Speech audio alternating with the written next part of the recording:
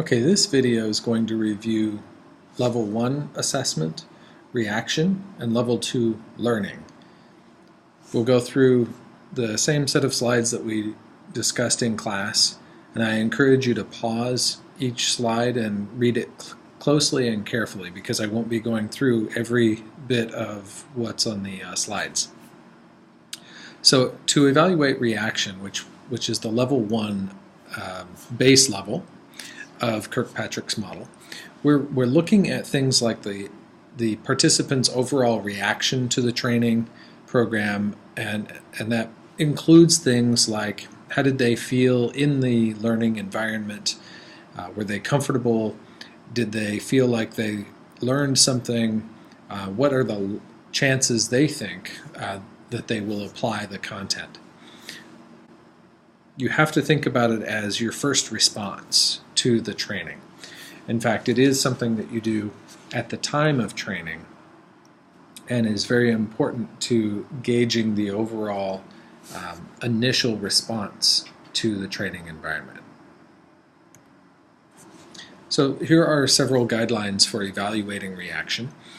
Before implementing a training program, you need to decide what kinds of reactions you want to measure and build out a document or tool that will allow you to do that.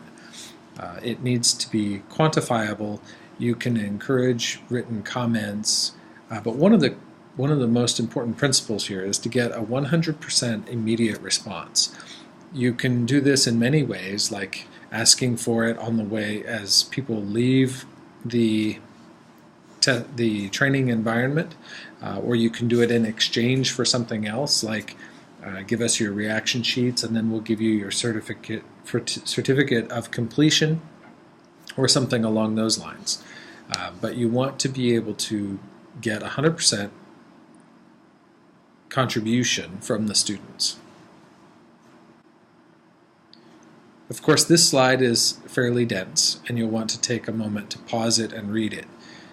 This is a summary of what you'll find at the website listed on the bottom of the slide, which is 8 tips for creating valid reaction instruments. It goes through lots of things that we discussed in class, like how to use a Likert scale, whether to use things as a continuum or as a statement. You want to become familiar with this. Recall that we implemented a lot of these principles in class when we created the reaction form. And you evaluated this reaction form and provided feedback on how to improve it. So each of you has the reaction form. You should go back and take a look at it. If you don't have the paper copy, check your email because it was sent out early in the semester.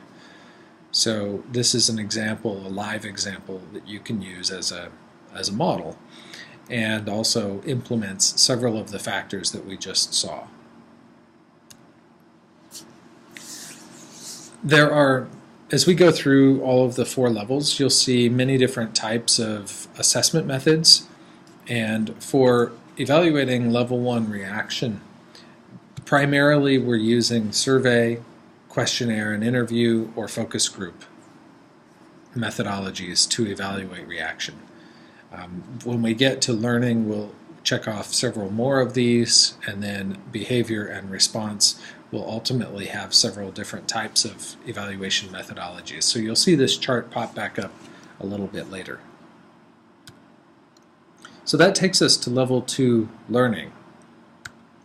The learning level is the heart of evaluation, because without learning there can be no change in behavior, and without a change in behavior there can be no you can't achieve the results that you want.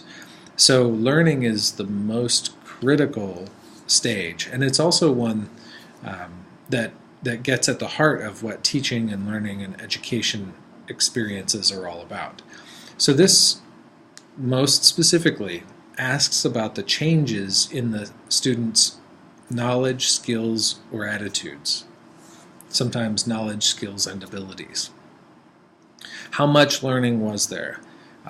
What exactly did they learn and what didn't they learn? This is the essence of what the learning level tries to measure. And there are many ways to do it. A pre-test and a post-test is a common method.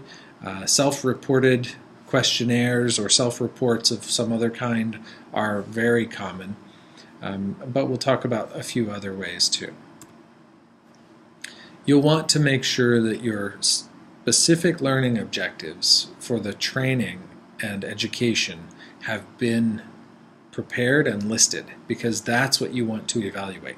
You shouldn't evaluate things that are at the learning level. You shouldn't evaluate things that don't relate to your learning objectives.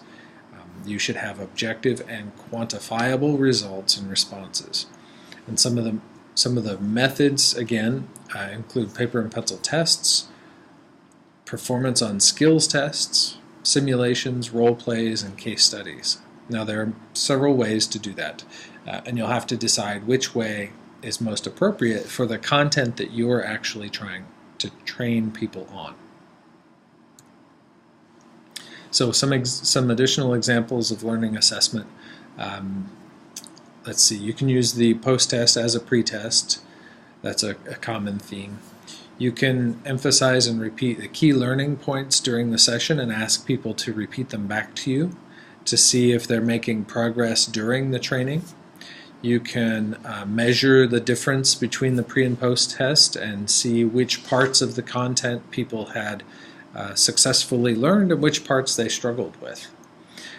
Another good example is to give students a worksheet or some sort of an activity sheet that they will fill out throughout the session.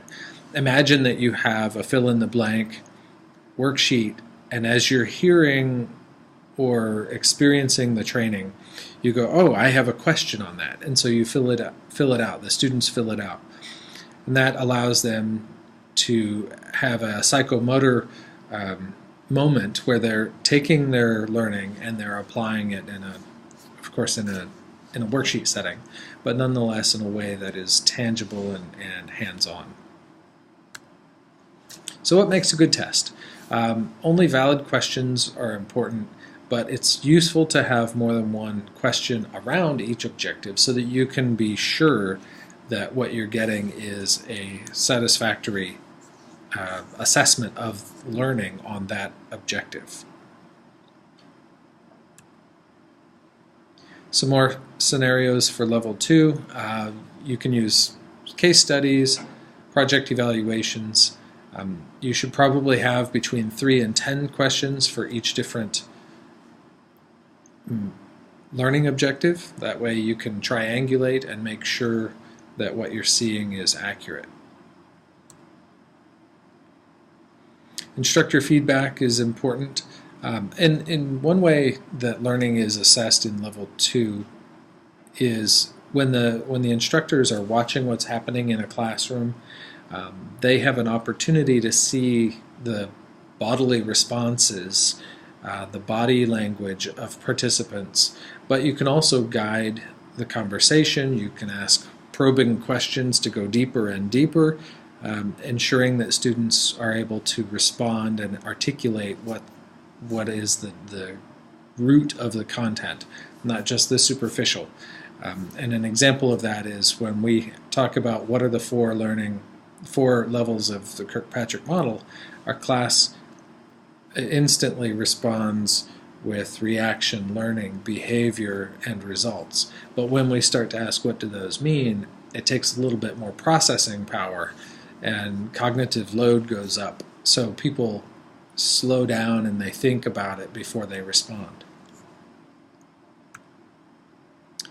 So at this point in our semester, we also did an in-class assessment, or in-class exercise about how would you assess learning in the MIT program.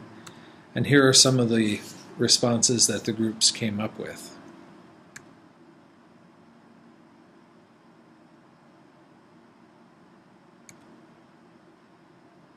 Of course, I like this one. Group 3 said none of the above and came up with a lot of new ideas. So to summarize, some of the evaluation methods here in Learning Level 2, of course it includes the 3 methods that are employed in level 1 reaction assessment. But to get farther into the learning level, you can use a knowledge test or review somebody's work product. You can observe them in action and see if they are utilizing those skills. You can use case studies, focus groups, set aside focus groups for a minute, but you can use case studies and you can use models. You can do role plays. Next up, we'll talk about behavior and transfer, but that'll be in the next video.